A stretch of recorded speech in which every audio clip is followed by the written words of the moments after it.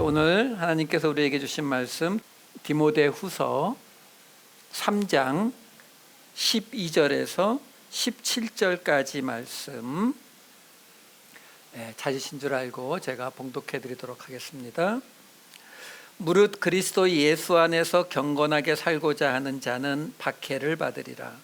악한 사람들과 속이는 자들은 더욱 악하여져서 속이기도 하고 속기도 하나니, 그러나 너는 배우고 확신한 일에 거하라. 너는 내가 누구에게서 배운 것을 알며 또 어려서부터 성경을 알았나니, 성경은 능히 너로 하여금 그리스도 예수 안에 있는 믿음으로 말미암아 구원에 이르는 지혜가 있게 하느니라. 모든 성경은 하나님의 감동으로 된 것으로 교훈과 책망과 바르게 함과 의로 교육하기에 유익하니, 이는 하나님의 사람으로 온전하게 하며 모든 선한 일을 행할 능력을 갖추게 하려 함이라. 아멘. 바울이 그의 사역의 맨 끝에 쓴 책이 바로 이 디모데후서입니다. 로마 감옥에서 사실 언제 죽을지 모를 때에 디모데전서와 디모데후서, 영적 아들이라고 흔히 이야기하는 디모데에게 써서 보낸 편지예요. 이 디모데후서의 특징을 뽑아라 그러면은 이따가 다시 말씀드리겠지만, 바울이 고난을 굉장히 강조하는 책이다라는 게 있어요. 이게 이제 힌트예요. 자, 이 본문 가운데에서 아주 유명한 구절이 있죠. 이 16절, 17절 우리가 아주 많이 보고 듣는 구절입니다. 성경은 하나님의 감동으로 된 것으로 교훈과 책망과 바르게 함과 의로 교육하기에 유익하니. 보통 성경 공부를 하게 되면은 성경 공부 첫 시간에 가장 많이 나오는 구절 중에 하나가 이 구절이에요. 자, 문제는 이 구절을 여러분들이 볼 때에 우리가 보통 이 구절을 보면서 어떤 느낌이 제일 먼저 오느냐면은, 성경에는 교훈도 있고 또 우리를 책망하는 이야기도 있고 우리를 바르게 인도하는 이야기도 있고 또 의로 교육하기에 알맞는 이야기도 있구나. 맞죠? 있어요. 자, 그런데 문제가 뭐냐면, 우리가 이런 이야기를 들을 때 우리 이 마음속에 떠오르는 이 이미지가 어떤 게 떠오르냐면, 쉽게 말씀드려서 사서삼경, 논어, 맹자, 거기에도 우리에게 교훈이 되는 말씀, 우리에게 책망이 되는 말씀, 우리더러 올바르게 살라고 이야기하는, 바르게 살라고 이야기하는 말씀 다 있어요. 이렇게 말씀드리면 여러분은 이제 감이 오셔야 되는 거예요. 뭐냐면, 우리가 믿는 하나님은 가장 싫어하는 게 뭐예요? 나는 쟤네들하고 틀려, 이거예요. 그거를 우리가 어려운 말로 하면 뭐라고요? 구별된다, 다시 말해서 내가 거룩하니, 이 말이거든요. 하나님의 입장에서 한번 생각해 보세요. 무슨 얘기냐면, 예를 들어서 우리 여기 은하 씨 계시는데, 우리 은하 집사님 음악을 했잖아요. 근데 어느 날 사람들 모여 있는데 갔더니 음악을 한 사람은 아무도 없는데 그 중에서 한 명이 자기가 마치 음악을 정말 잘하는 것처럼 큰 소리를 뻥뻥 치고 있는데 옆에서 이렇게 들어보니까 다 틀린 말하고 있단 말이에요. 그러면 뭐야? 그러면 그 그룹에 내가 속하는 것 자체가 싫어지죠. 왜? 이 그룹은 지금 음악적으로 볼 때에는 나하고 전혀 레벨이 안 맞는 거거든요. 하나님은 이 세상에 신들이 많은데 그 중에 내가 제일 세다가 아니라 나머지는 아무것도 아니다, 이 입장이에요. 하나님은 그런 입장에 계시는 하나님에게서 다른 신들과 비교되거나 비슷하게 느껴지는 건 하나님에게는 정말로 모욕받게 되지 않는다고요. 그러니까 하나님은 그토록 거룩하다라는 말씀을 끊임없이 하시는 거거든요.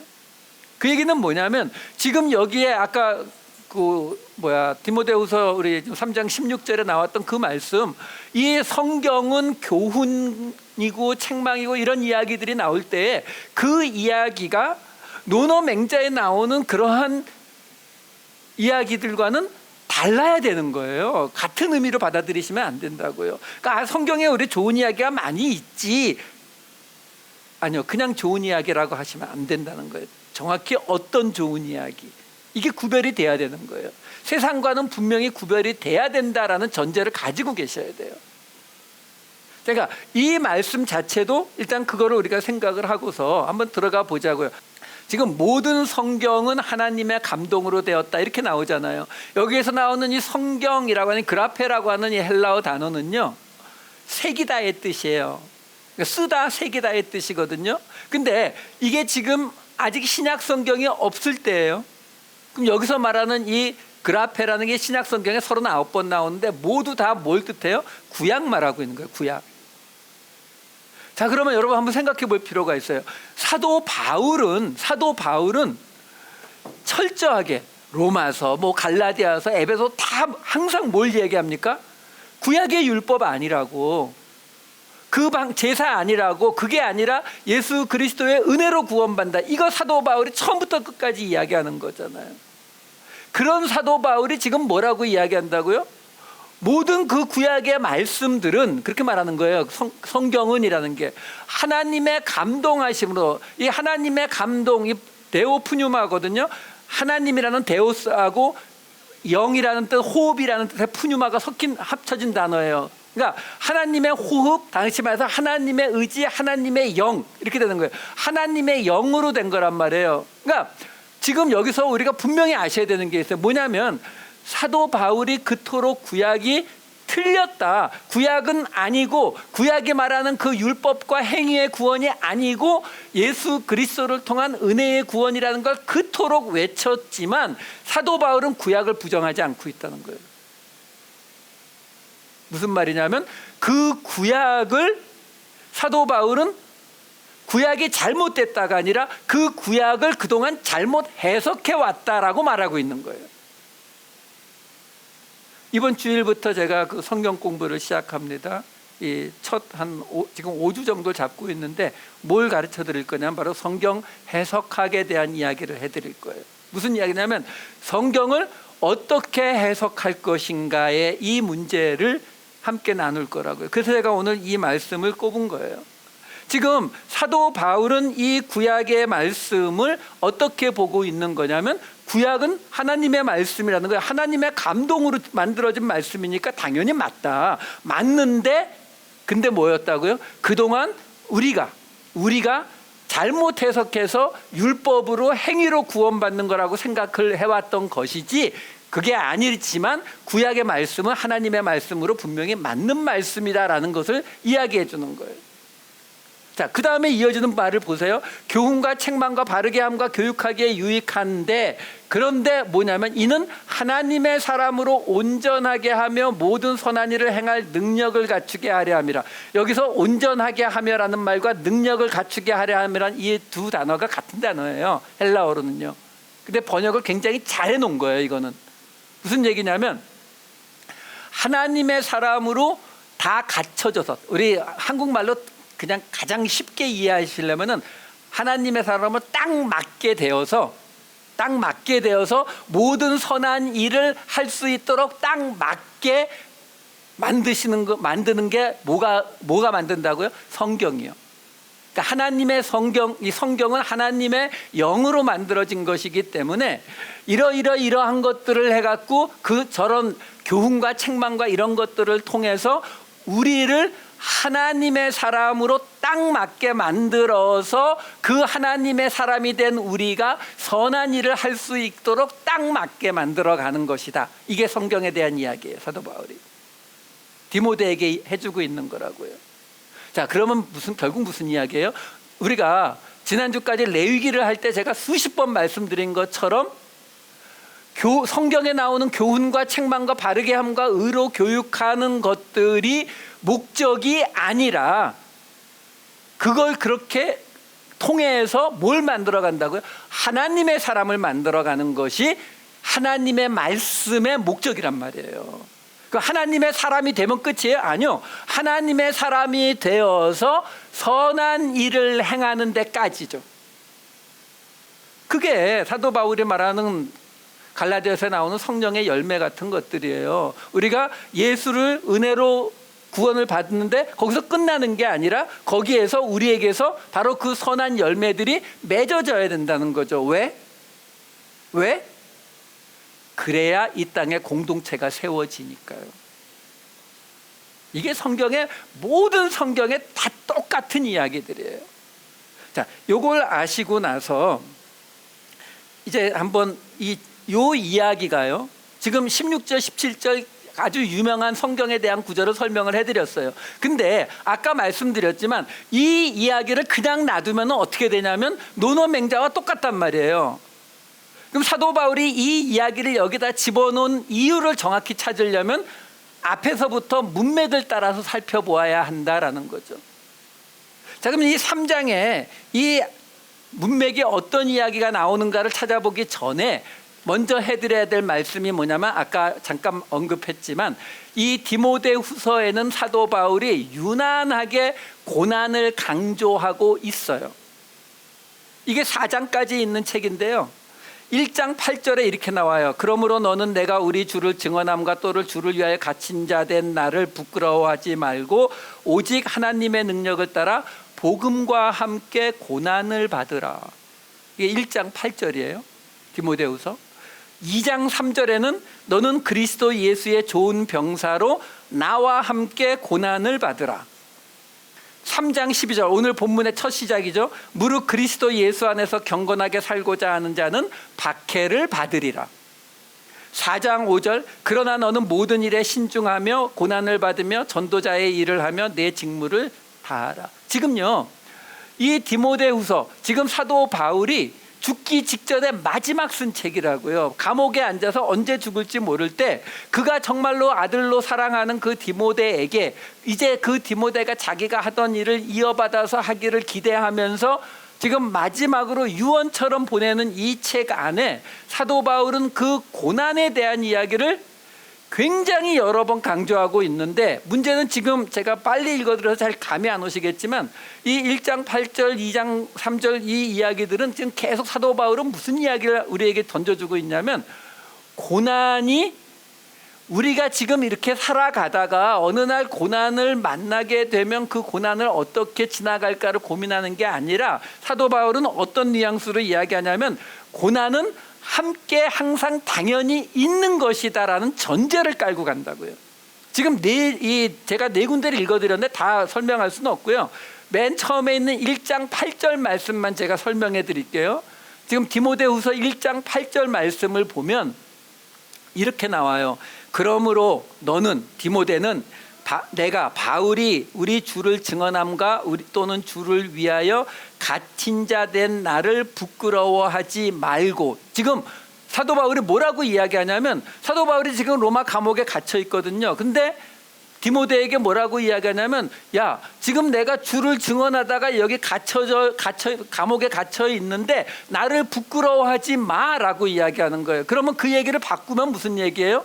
디모데가 어떻게 생각할까봐 바울이 지금 걱정하고 있는 거예요. 아니 자기 신을 믿고 그 신을 위해서 내 인생을 바쳐서 봉사를 하고 복음을 전했는데 그 결과가 지금 감옥에 갇혀서 오늘 내일 하는 목숨 사형 선고 떨어지길 기다리고 있는 거라고? 에이 그러면 그 신을 내가 왜 믿어? 이건 뭐 잘못된 거 아닌가? 디모데가 이렇게 생각할 것을 지금 사도 바울은 걱정하고 있는 거죠. 그러면서 그걸 부끄러워하지 말라라고 이야기하는 거예요. 그러면서 뭐라고 이어진다고요? 하나님의 능력을 따라 복음과 함께 고난을 받으라. 여기서요 하나님의 능력을 따라 이렇게 나오는데 그 따라라고 번역이 된 헬라어가 카타라고 하는 전치사예요.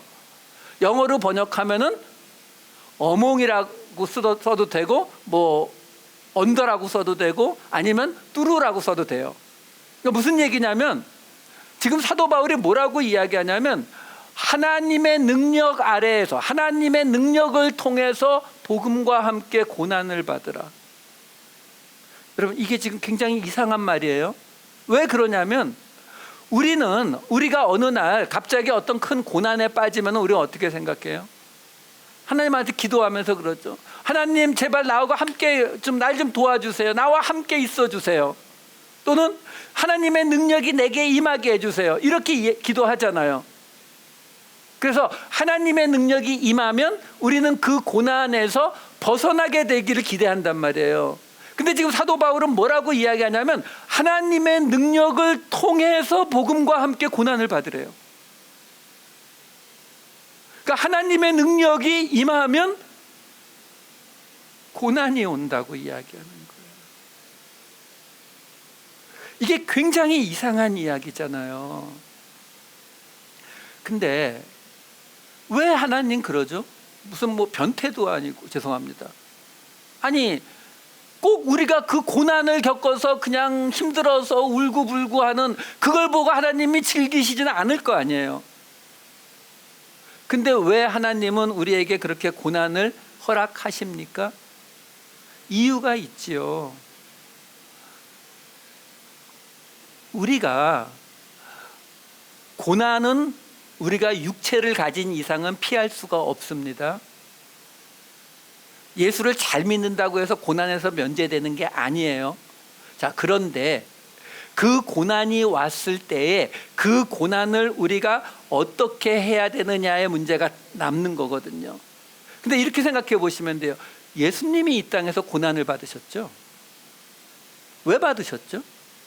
하나님이신데 그냥 우리 구원하는 걸로 하고 그냥 쉬운 말로 퉁치고 넘어가면 안 돼요? 왜 예수님이 굳이 이 땅에 오셔서 그 고난을 겪고 십자가에 죽으시는 이 일을 하셔야만 했느냐라는 거죠. 이유가 있죠. 제가 히브리서 2장 18절 말씀 하나 읽어드릴게요. 그가 시험을 받아 고난을 당하셨은즉 시험 받는 자들을 능히 도우실 수 있느니라. 예수님은요, 이 땅에 하나님과 인간들 사이를 중재하러 오신 분이시잖아요. 그러시기 때문에 하나님이시면서 동시에 인간이시라고요. 그러니까 우리는 우리 지난주 부활절에 예수님이 부활하셨으니까 우리도 부활할 소망을 갖고 있잖아요. 똑같은 거거든요. 예수님이 고난을 받으시고 영광에 들어가셨으니까 우리도 고난을 받고 영광에 들어갈 소망을 가질 수 있는 거거든요. 그러니까 히브리서가 이야기하는 거죠. 그분이 시험을 받고 고난을 받았기 때문에 우리가 육체를 가지고 이 땅에 사는 동안 고난을 피할 수 없는 동안 우리를 위로하실 수 있다. 우리를 능히 도우실 수 있는 것이다 라고 말하거든요. 이거를 사도 바울이 고린도후서에서 이렇게 설명해 줍니다. 고린도후서 1장 4절 말씀 읽어드릴게요. 고린도후서 1장 4절에 이렇게 나와요. 우리의 모든 환난 중에서 우리를 위로하사 우리로 하여금 하나님께 받는 위로로서 모든 환난 중에 있는 자들을 능히 위로하게 하시는 이시로다. 자, 이게 무슨 말이냐면 우리가 환난에 있을 때에 예수님이 이미 그 환난을 겪으신 분이니까 우리를 도우실 수 있다 그러잖아요. 우리를 위로해 주신다고요. 그럼 우리가 환난에 있을 때 예수님이 우리를 위로해 주시는 걸 통해서 그 다음에 나오는 이야기가 뭐예요? 모든 환난 중에 있는 자들을 능히 위로하게 하시는 이시로다. 자, 여기서 보세요.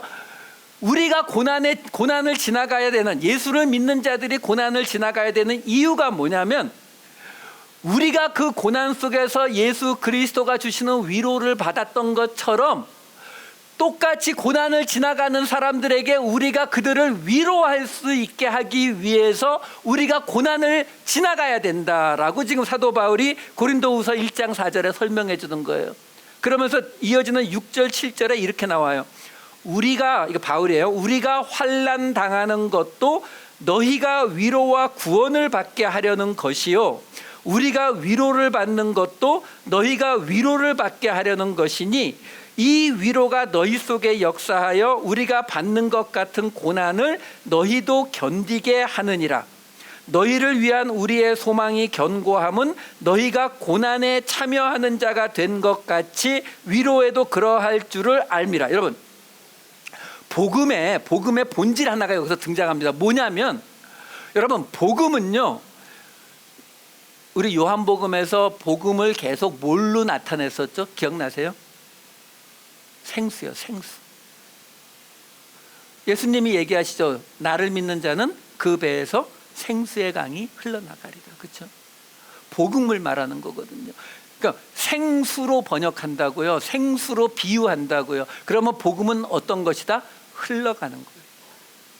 그 이스라엘에 있는 두 호수가 그걸 아주 정확히 보여준다라고 말씀드렸잖아요. 북쪽에 있는 갈릴리 호수, 아래쪽에 있는 사해 호수요. 두 개의 호수가 이스라엘 북과 남에 있단 말이에요. 근데 갈릴리 호수는 그 위에서 이 헐몬산에서 내려오는 물이 고였다가 흘러내려 요단강으로 흘러내려가니까 갈릴리 호수에는 생선이 고기가 산다니까요. 생명이 있는 호수고 그 물이 쭉 흘러가서 사해바다에 들어가면 흘러나가질 않아요. 사해바다는 전 세계에서 가장 낮은 곳이거든요. 안 흘러나가니까 어떻게 돼? 말 그대로 데드시가 돼버리는 거예요. 복음이 똑같다고요. 복음은요 흘러나가지 않으면 썩어서 죽는 곳이 돼요. 내가 복음을 듣고 예수를 믿고 구원을 받았어요. 흘러나가야 돼요. 아까도 계속 나왔잖아요. 이 모든 이야기들이 왜 주어지고 있다고요?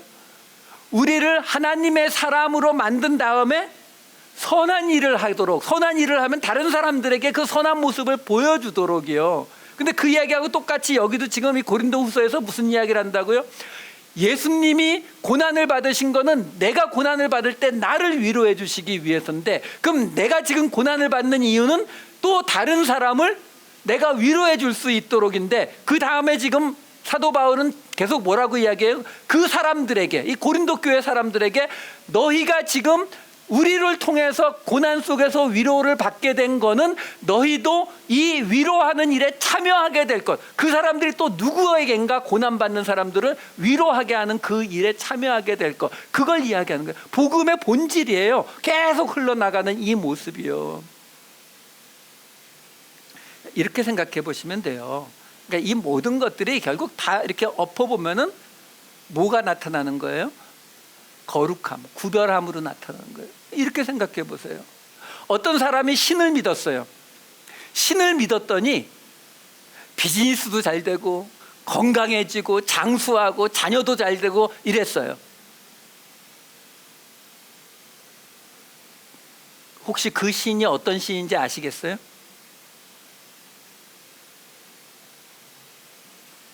아니요.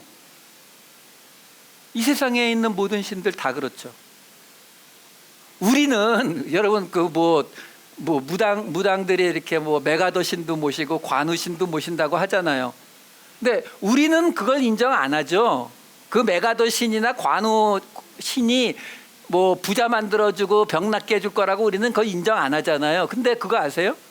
그 사람들이 볼 때 우리도 똑같아요. 그 사람들도 우리 인정 안 하잖아요. 그렇죠? 그 얘기는 뭐냐면 힌두교의 신이든 저기 아프리카에 조그만 부족이 믿는 신이든 다 똑같은 거 약속해줘요. 너희가 나를 믿으면 잘 먹고 잘 살고 건강하게 해주고 모든 일이 잘 풀려나가게 해줄 것이다. 이거 똑같이 약속한다니까요. 대신 안 되면 뭐라 그래요? 우리 많이 쓰는 말이죠. 정성이 부족해서 그래. 이거면 다 메꿔지는 거니까. 그렇죠? 우리도 그러지 않나요? 비즈니스가 어려워서 하나님 앞에 기도하는데 응답 안 와요. 어떻게 할까요? 그러면은 어떤 분들 옆에서 그렇게 말하잖아요. 새벽 기도가 좀 더 뜨겁게 기도해봐. 그게 뭐예요? 정성이 부족하다. 이 이야기 똑같은 얘기잖아요. 자, 제가 지금 뭘 설명하는지 아시겠죠? 하나님이 제일 싫어하는 게 뭐라고요? 똑같이 취급받는 거예요. 그럼 하나님은 어디에서 나타나게 돼요? 내가 하나님 앞에 매달렸더니 하나님이 내 그 어려운 걸 다 해결해 주셨습니다. 이거는 간증 아니에요. 거기서 하나님을 다른 신으로 이름 바꿔도 똑같다니까요. 하나님은 어디서 나타난다고요? 고난 받는데, 환난 받는데, 바로 눈앞에서 지금 죽임을 당하는데 그 자리에서 어떻게 했다고요? 찬양 부르면서 죽어갔어요. 우리 선배들이. 그 자리에서 로마가 무너지는 거예요. 우리 하나님은 그걸 원하신다고요. 지금 그 설명해 주고 있는 거예요. 고난 속에서 지금 내가 죽게 됐는데, 내가 지금 갈 데가 없이 지금 망하기 직전인데 뭐 하고 있다고요? 나를 통해서 위로해 줄 사람 하나님이 보내신다니까요. 하나님 지금 내가 죽겠는데요? 괜찮다는 거예요. 왜? 예수님도 그 길 가셨다고. 이게 지금 복음이에요. 그래서 베드로전서에 보면 2장 19절에 이렇게 나오죠. 부당하게 고난을 받아도 하나님을 생각함으로 슬픔을 참으면 이는 아름다우나. 여러분, 여기에 굉장한 그 삶의 힌트가 있어요. 뭐냐면 우리가 어느 날 고난을 받게 된다고요. 예수를 믿는데도 어느 날 안 좋은 일이 생길 수 있어요. 그럼 거기서 예수 믿는 사람들은 어디로 가야 되느냐라는 거예요. 그 다음에 뭐 해야 돼요? 힘든 일이 있을 때 하나님 앞에 기도하는 건 당연한 거예요. 하나님, 나 이 어려움, 이 환난을, 이 고난을 줄여달라고, 빨리 끝내게 해달라고, 이거 기도하는 건 당연한 건데 잊지 말아야 하는 게 있는 거예요. 뭐요? 하나님, 이 일을 복음을 위해서 사용해 주세요. 복음을 위해서 하나님이 내게 맡기신 일을 감당해서 내가 하나님 앞에 크게 쓰임받는 자가 되겠다, 이거 아니고요. 내가 지금 어쩔 수 없이 내가 원해서 들어간 것도 아닌 그런 고난에 있다 하더라도 그걸 하나님 앞에 올려드리세요. 하나님, 내가 지금 이 고난 겪고 있는데요, 나 지금 너무너무 힘들어요. 내가 왜 이 고난을 겪는지 모르겠어요. 하지만 당신의 뜻이 있다면 이걸 통해서 당신의 나라를 세워주세요. 그러면 여러분 앞에, 여러분들이 그 자리에서 회복되는 그 포인트에 여러분 앞에 여러분들의 이야기를 듣기를 원하는 사람들을 보내세요. 그 사람에게 나 3년 전에 똑같았어. 나도 그때 눈앞에 아무것도 안 보여갖고 나 죽는 줄 알았어. 진짜 하나님 안 계신 것 같았어. 근데 이거 하나님 앞에 올려드렸더니 하나님이 나를 통해서 사람들에게 복음 전하더라. 목사가 됐다는 얘기 아니에요. 내가 이렇게 어려운 속에서 이렇게 하나님을 만났어요. 달라진 거 아무것도 없지만 그 순간부터 내가 고난을 겪은 그것을 하나님이 사용하시겠다면 할렐루야, 사용해 주시옵소서. 그게 예수 믿는 자가 가는 자예요. 아까 말씀드렸잖아요. 부당하게 고난을 받아도 하나님을 생각함으로 슬픔을 참으면 이는 아름다운 일이다, 이렇게 말하고 있다는 거예요. 자, 지금 우리가 디모데후서를 지금 살펴보는데 제가 고난에 관한, 사도 바울이 고난에 대해서 어떻게 생각하고 있는지를 지금 설명을 해드린 거예요. 사도 바울은 고난이라고 하는 것이 우리가 어쩌다가 어쩔 수 없이 당하는 일이 아니라 복음과 무조건 함께 오는 한 세트라고 말하고 있는 거예요. 복음이 전해지는 그 길이 고난을 통해서 전해지는 것이다 라고 말하고 있는 거예요. 그렇기 때문에 그 고난을 겪는다 하더라도 하나님을 생각하면 그것은 아름다운 일이 된다. 아름답다, 카리스, 은혜라는 뜻이에요. 은혜가 된다, 이렇게 설명해 주고 있는 거예요. 자, 이제 그러면 다시 이제 오늘 그 본문이 있는 3장 맨 앞으로 가볼게요. 오늘 이 3장 1절은 어떻게 시작하냐면 사도 바울이 너는 이것을 알라, 말세에 고통하는 때가 이르러, 이렇게 말해요. 말세에 고통하는 때가 이르러. 하지만 지금 여러분, 신약 성경에서 말세라는 말이 나올 때에 그 말세를 예수님 다시 오실 때를 뜻하는 것은 계시록 맨 뒷부분에 조금밖에 없어요. 마지막 때는 언제 이미 이루어졌냐면 예수님이 오셔서 이 땅에서 십자가 지시는 그 순간에 마지막 때는 이미 이루어진 거예요. 심판의 주님으로 오신 거라고요. 예수님께서 그 마지막 때에 인자가 오셔가지고 양과 염소를 오른쪽 왼쪽으로 나눈다는 그 말씀을 우리는 나중에 예수님께서 이렇게 딱 그 테이블 놓고서 이 생명책 딱 펴놓고 나서 쫙쫙 보고서 이름, 번호 그래갖고 너 오른쪽, 너 왼쪽, 이거 생각하는데 그거는 저 신과 함께 그 영화에 나오는 우리 전통 방식이고, 아니요, 예수님이 2000년 전에 이 땅에 오셔서 십자가를 지시는 그 순간에 예수를 믿지 않는 길은 닫힙니다. 그 전까지는 뭐예요? 이루어낸 사람은 없었지만 사실은 율법을 다 지키면 그러면 구원 받는 거였잖아요. 그러니까 인간이 스스로 구원을 이룰 수 있는 길이 열려 있었다고요. 근데 그게 결국 아무도 합격자가 없으니까 예수님이 오신 거잖아요. 예수님 딱 오시면서 그 길은 끝난 거예요. 더 이상은 예수 그리스도를 통하지 않고는 구원받는 길이 없어지는 거거든요. 그러니까 심판의 주가 오신 게 맞단 말이에요. 거기서 이미 심판이 이루어지죠. 왜? 지금 우리 예수 믿느냐 안 믿느냐에 따라서 이미 구원받았다 안 받았다 우리 결정 난 걸로 생각하잖아요. 그거 똑같은 이야기예요. 그러니까 말세라고 해서 예수님 다시 오실 때가 아니란 말이에요. 지금 예수님 오셨을 때를 기준 잡고 있는 거예요. 그래서 그 3장 2절부터 나오는 이야기 보면은 그 말세에 고통하는 때가 이르는데 사람들이 어떻다고 하냐면 자기를 사랑하고 교만하고 돈을 좋아하고, 지금 우리 똑같은 얘기잖아요. 인류 역사에 항상 나오는 이야기잖아요. 그런 이야기들이 쭉 내려온다고요. 그러니까 그 말세의 때가 오게 되면 사람들이 그런 모습들을 쭉 나타내면서 온다라고 하면서 그 다음에 이 3장 6절에 가면 이런 이야기가 등장을 해요. 그들 중에 남의 집에 가만히 들어가 어리석은 여자를 유인하는 자들이 있으니 그 여자는 죄를 중히 지고 여러 가지 욕심에 끌린 바 되어.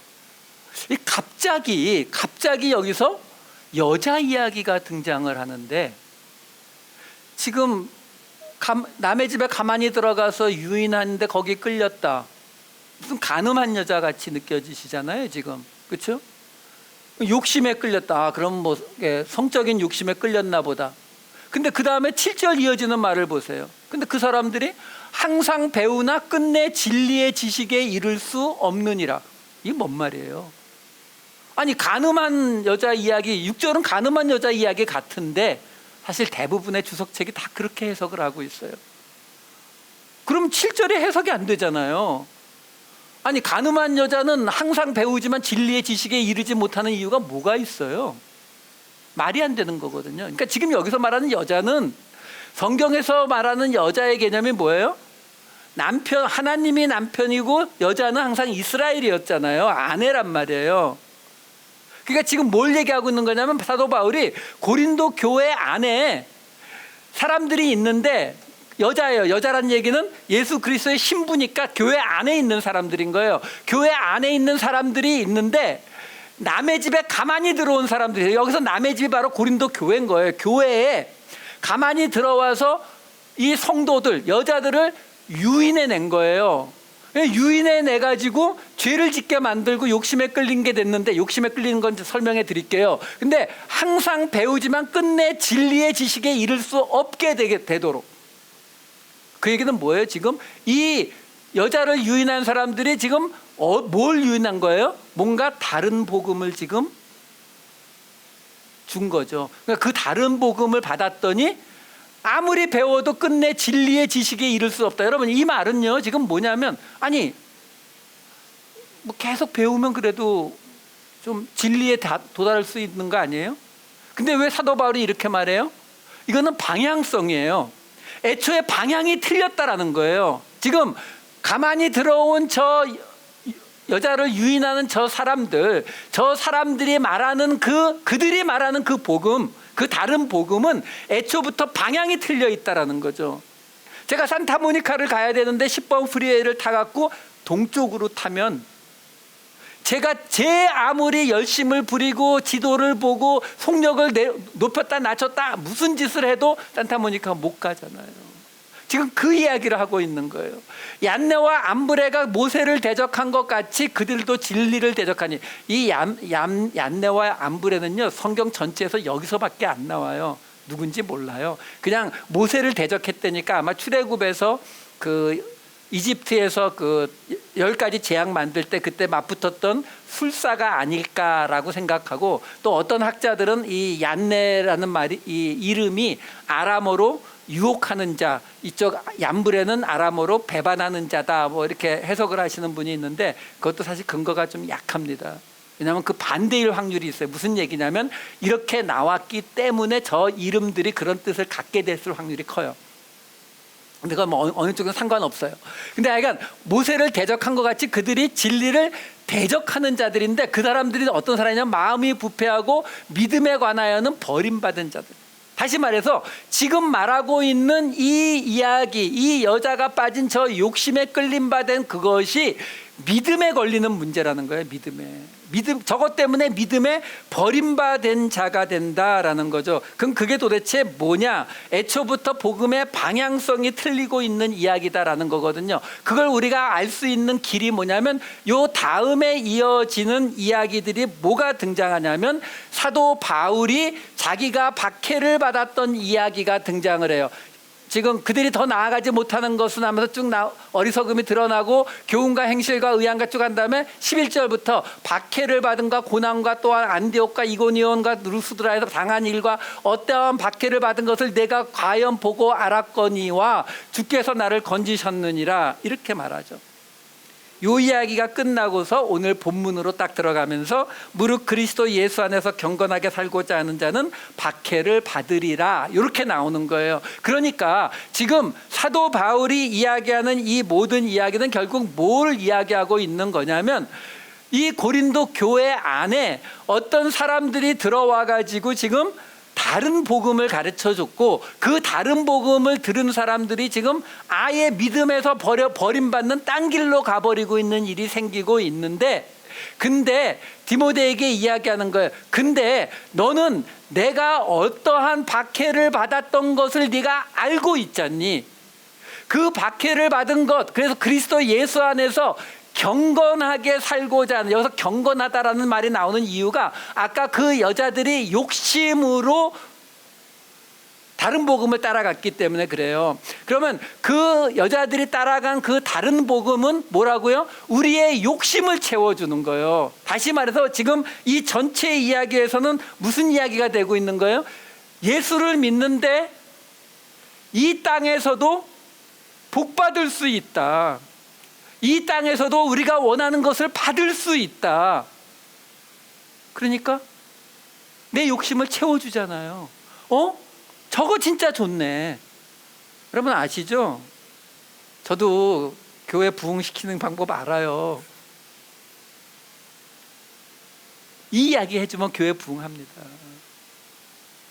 여러분 우리 함께 모여서 기도하면 여러분 병 걸린 거 다 낫게 해주고 여러분 비즈니스 다 하나님이 다시 살려주시고 이러면 부흥한다니까요.